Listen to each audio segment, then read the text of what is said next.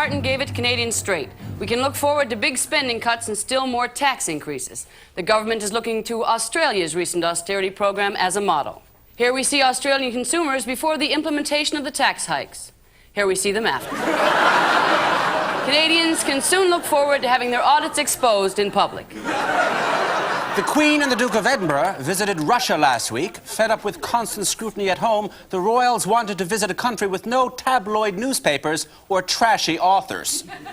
The elite aerobics unit of the former Red Army was ready for the royal occasion. And 3 more, and 2 more, and 1 more, and take it back to top. Other entertainers who greeted the Queen included the 2 Eggmen from the Beatles' Magical Mystery Tour. But the highlight of the visit occurred in St. Petersburg, where the royals were introduced to what remains of the Russian royal family, whose reign was severed many years ago. Other highlights of the royal visit included a trip to the ballet and 6 hours in a bread line. Saskatchewan farmers are saying that flocks of Canada geese are destroying their crops and ruining their lives. The federal government has reacted by telling good old boys south of the border that it is now open season on one of Canada's most beloved national symbols. We don't have it like this in Ohio. No way. Officials say that once all the geese are gone, they'll be replaced with an environmentally friendly version that does not eat and stays still for photographers. The move has prompted other Canadians to demand the right to shoot and kill what many consider an even more irritating Canadian symbol, the Canadian Savings Bond squirrel and his friend Watson. October's been a rough month for Democrats in the United States. First, Senator Dianne Feinstein of California, distracted by her tough battle with New Age millionaire Michael Huffington, went out and left the stove on. Then, Governor Mario Cuomo of New York, in a tizzy about his race with an unknown Republican, forgot to turn off the water in the tub. And finally, Vice President Al Gore, well, we knew anyone who danced with that kind of wild abandon was just an accident waiting to happen. With Gimpy Gore and President Clinton Nokia at the helm, it seems the Democrats really may be limping towards a defeat in the November midterm elections. The Kennedy compound in Palm Beach is for sale, but so far there are no takers. The 10,000-square-foot house built in 1923 has 6 bedrooms, 6 bathrooms, and over 200 feet of ocean frontage. The asking price, $7 million.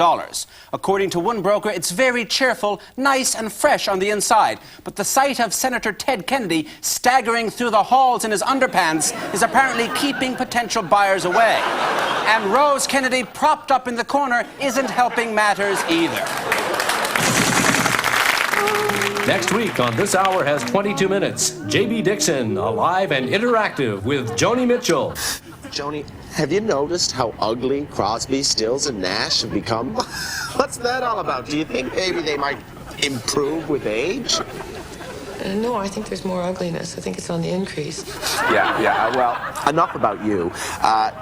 Did I mention that I'm a bit of an artist, too? I drew a picture of myself on the way over here. What do you think of that, Joni?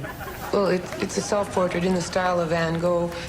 Wow, that's amazing. You know, that's exactly what I was trying to accomplish with this picture. She's really good at this. Excuse me, it's just I'm a little bit allergic. Actually, would you mind putting the cigarette out just because I actually break out in hives? Would you mind just putting it out, please? No, I don't care.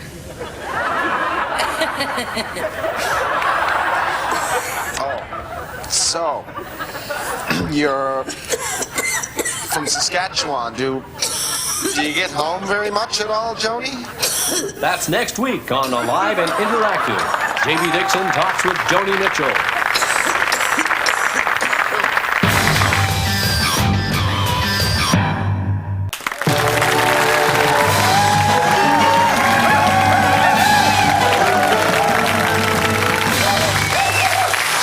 Up and down like a yo-yo, but she's still doing her elevator exercises. Here's this hour's very own Marg Delahunty.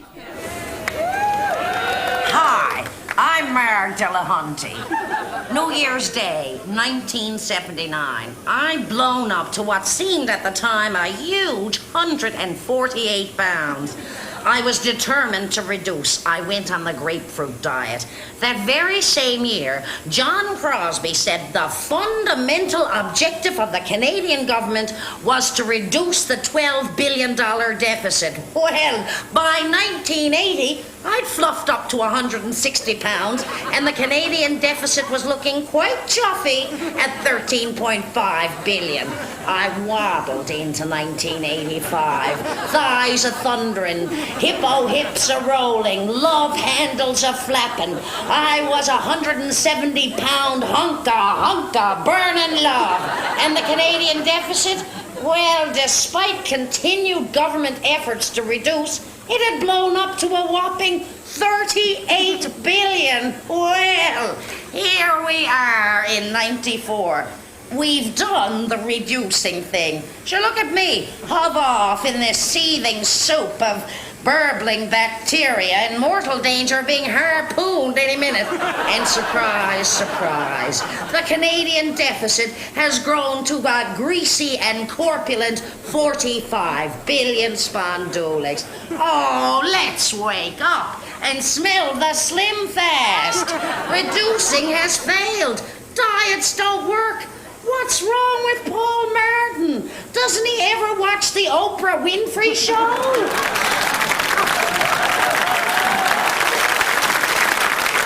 Frank Sinatra has done it again. Old Blue Eyes has recorded another 16 tunes and sent the tracks to 16 partners, who added vocals separately. Sinatra has exhausted his supply of duet partners in the US and is now recording in Canada. The title of Sinatra's new Canadian CD, Sharon, Lois and Sinatra. Their first single, Skinnamarink Dinky Dinky Doobie Doobie Doo. And now it's time for Yes, It's True. Last week, while Paul Martin was telling Canadians that it was time to tighten the belt and bite the bullet, the Canadian Armed Forces were in sunny Florida competing in the William Tell missile firing contest. Now, so far, they've fired off two $400,000 live Sparrow missiles and two $150,000 live Sidewinders. No word yet whether the $1 million Army Sports Day will result in the coveted blue ribbon. He's tall, he's handsome, and some might say he's dark, but I wouldn't, because I'm a small L liberal, and I don't want to offend anyone. Hey, Joe Crow here, eh? In Quebec, land of cults and phone scams, bad salads and good cream sauces, celebrating the turning of the wheel and the turning into the parking lot of autumn, a season dear to my heart, because it's time to shake off all those freeloading relatives who turn like the leaves when the moose fillets run dry. So, caribou-sized white man with hair on his lip says our brothers and sisters must stay in Quebec if it goes the way of the deer testicles after the hunt. I got one thing to say to you, Parizeau. You know, I had a Parizeau once, but it was my own fault. They told me not to drink the water. Look here, Jack. If destroying our culture and flooding our lands is the setup, what's the punchline? I know I'm beating the same old drum here, but my message to you, excited weasel, his Boy Scout name, is you look after your nation and we'll look after ours. That's Joe Crow's view from Quebec. Back to you, 22.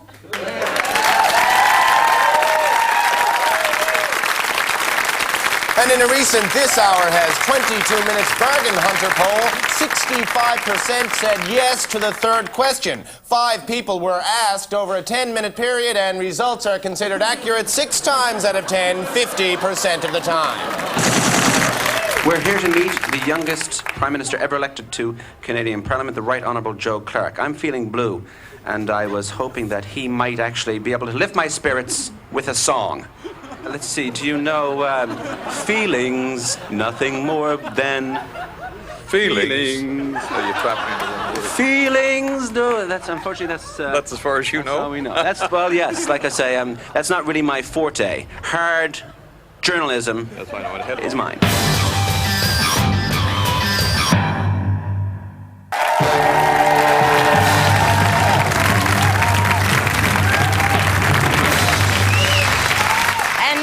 view from the pool hall, here's Jimmy Cole. Charles, my agony after being forced into a loveless marriage.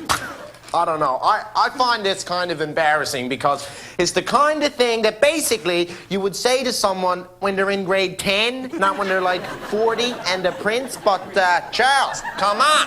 Have you ever heard of a little thing called taking control of your own life? Huh? So your old man is hassling you all the time, telling you to, I don't know, take out the garbage, clean out the eaves, trying to pick out a wife for you, whatever. Shag it. Move out of the house. Or the castle, whatever. Get yourself like a cool basement apartment somewhere or a second palace, whatever. Move in with like 10 of your buddies, start drinking your face off and start sleeping all around town. And, sleeping around is sleeping around. Whether you're in Thunder Bay, Ontario or Buckingham Palace, buddy, it's boom, boom, boom, take me back to your room.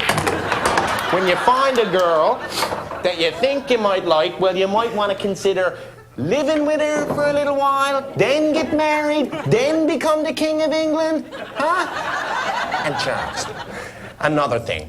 Will you stop whining to the press about how hard it was growing up, please? You're the Prince of Wales. I mean, it's not like say all you ever wanted for Christmas was a simple Tonka toy and your hippie parents went out and gave you a bloody easy bake oven, is it? I mean, maybe then we would sympathize with you.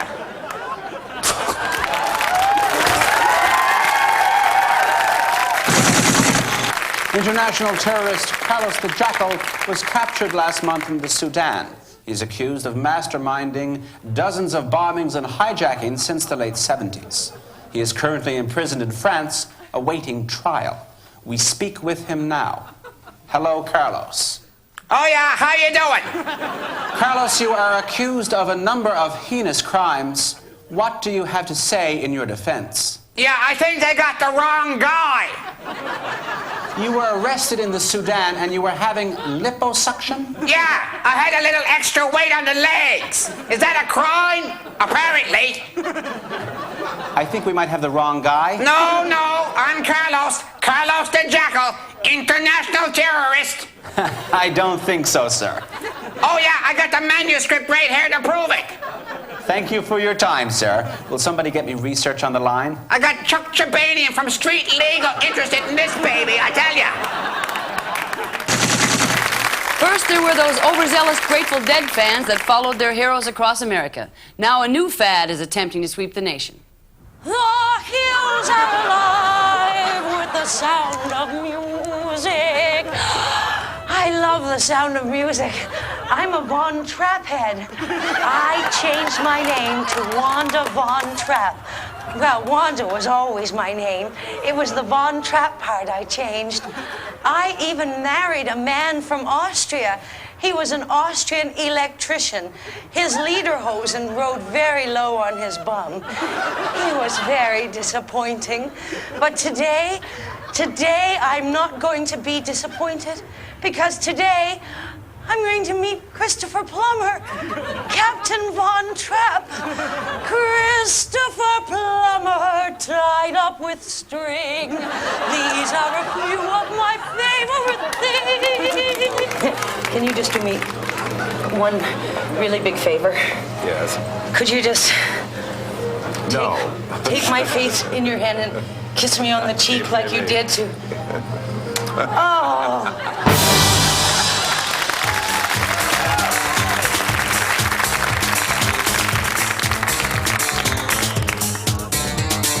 Either he was or he wasn't, or he was or he wasn't, or he was or he wasn't, or he was or he wasn't. You can tell me. You can tell me. I'm not in a position to answer.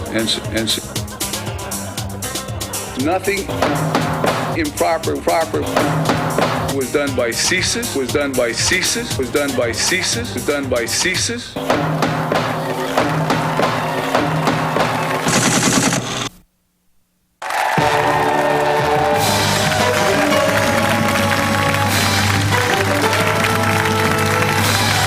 The Canadian government says that Canadians have now defaulted on over $1 billion in student loans. Our crack investigative unit, that would be me, wondered why. Hi, my name is Walter. Welcome to Walmart. How may I help you? Cookware, aisle 4. Bedding, aisle 9. I'm a Walmart welcomer, and I have a master's degree in biology. All I'm saying is that the Canadian government loaned you a whole bunch of money. You're a highly skilled professional. You have a master's degree. Lloyd Axworthy just wants to know why you can't pay them back. Look at me, Frank. I'm dressed like a cowboy, Frank. I don't want to be a cowboy. But you have a master's degree. The only thing that master's did for me was that I was no longer eligible to work at College Pro Painters. And that was a really good job, Frank. Since I got this one, I had to sell my stereo. I can't make any payments. I know. It's... Would you like a slice?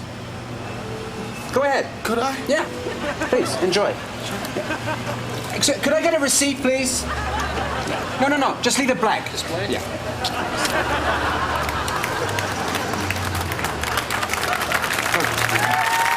He's the kind of guy that Mom would whisk off the lawn, but he's this hour's very own Dakey Dunn. It's just a word problem, and that's all it is. You say homosexual, and what do you see in your mind's eye? Two homos being sexual. Two fellas doing it. To each other. Nobody wants that. Of course, now nobody wants to see in their mind's eye a picture of John Critton and the missus going at it either. You don't want mental freeze frames of Brian and Milas, Fan and Friend, whatever, bouncing around in the old Nagino. Am I right or am I wrong? I'm right. Friggin' right, I'm right. But when they talks about John and Brian and the boys, they don't lead with the heterosexual thing. They're just normal, right? See what I mean? Normal, three-piece suit, all the buttons buttoned up, all the zippers zippered, their things snugly dressed, to the left or to the right, depending on their political persuasion. See, what we gotta do with homosexuals is take that mental pan of icy cold water and separate that mental picture we got of them. Apparently, and I got this on good authority, they're hardly ever at it anyway.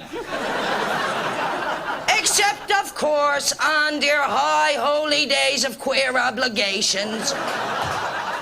Like Thursdays, when, of course, they're at it all day. Just go. With their regulation green shirts on, of course. Why green? I love green. God help us if St. Paddy's Day ever falls on Thursday. Two chicks.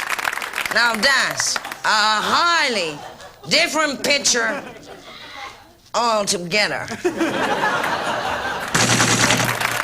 They were last year's late-night wonders, and this season they're firmly planted in prime time. Let's take a peek now at the CBC reality-based hit, Information 411. The call came in at 9 o'clock. It sounded like a man stuck in a conundrum somewhere in the metro area. What is your name, sir? Roger! Roger, what seems to be the problem? Can't see. Can't think. Oh God, brain tumor. Can't understand modern literature. Have you changed your reading habits lately, Roger? Finnegan's Wake. Gobbledygook. Don't understand story. That's perfectly all right, Roger. No one understands Finnegan's Wake. Until now, Roger had only read Reader's Digest and some of the minor romantic poets, and he was panicked. Are you alone in the house, Roger? No! Girlfriend! Understands everything. Egghead. Feel like big dummy. I gave Roger the number of a reputable bookstore told him to order the Coles notes for Finnegan's Wake and to take a Tylenol 7. I read the Coles notes for Finnegan's Wake. My headache disappeared. I could breathe again.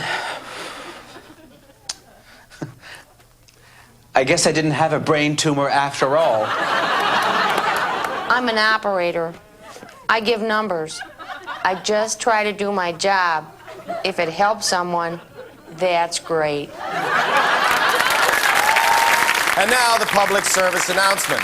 An Alzheimer's group in New Brunswick is searching for stories. If anybody has seen the stories, please contact Stephanie at 555-1289. This just in.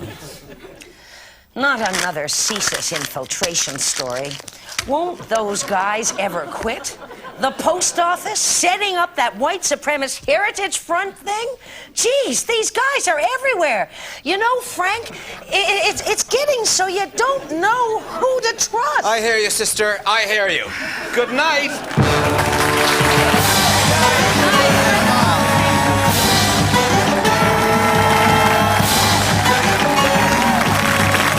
Sir, in the past, I think you've been given quite a hard time by the press. I wonder if you wouldn't think sometimes that you'd like to have a little bit of revenge. On this particular show, we are introducing what we're calling a celebrity headlock. I was wondering, sir, if you might actually like to put me, as a member of the media, in a headlock. If I just get down this, so you could just put me in the headlock. I'm a peacemaker. I'm a peacemaker. I'm not yes. going to get involved in headlocks. Right, but I think, sir, I think you have a right. I think you've been grilled for so many years, and I think if you, maybe stood up for yourself like that and volleyed back, as it were, to the media, maybe, you could get some of that kind of angst off your chest. No. You sure? Just one more. No, it wouldn't. I would not take offense. Not only will I not engage you in a headlock, okay. But yesterday I met one of the people who works with Mosher, the cartoonist, Terry Yes, Aislinn, I'm a big fan. And I wouldn't even put him in it. Oh, you wouldn't? Yes, I understand. Well, sir, we're gonna go. I won't push this, sir. I can understand you don't want to put me in the headlock. Actually, I appreciate that. Your heart. Well, no, I appreciate it because I do have, as I was explaining to the audience earlier, a little bit of back pain. So I see. In fact, I think I might have actually thrown it out just then. Well, I want it to be known that that wasn't my fault. Well, sir, I don't think anybody's blaming you. Okay.